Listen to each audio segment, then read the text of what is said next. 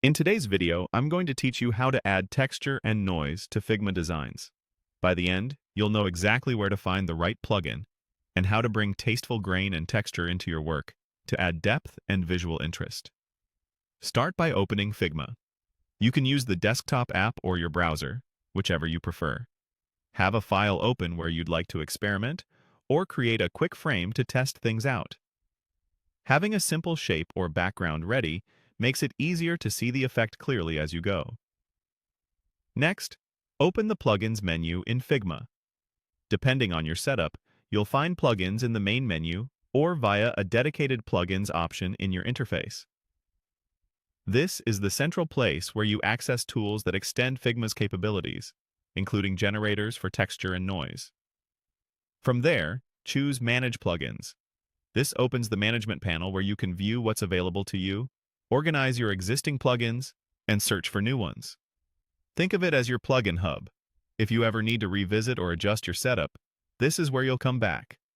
In the search field, type Noise and Texture.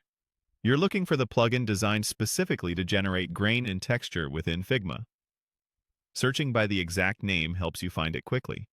When you see it in the results, review the description and preview images to confirm it matches what you need.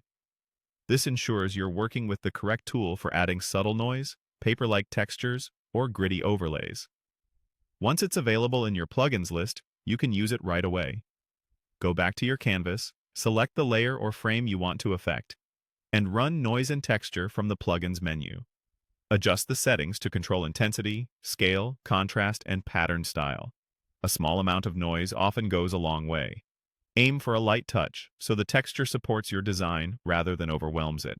If you're layering texture over photos or solid colors, consider lowering opacity or using a blending approach that keeps type and key elements readable. For cleaner interfaces, try fine grain at low opacity. For posters or illustrations, you can push the texture further for character. If performance becomes sluggish on very large frames, apply texture to a grouped layer or to a smaller overlay, then reuse it across your design for consistency. That's it. You've opened Figma, accessed the Plugins menu, managed your plugins, searched for noise and texture, and you're ready to use it to enhance your designs with tasteful grain and textured finishes.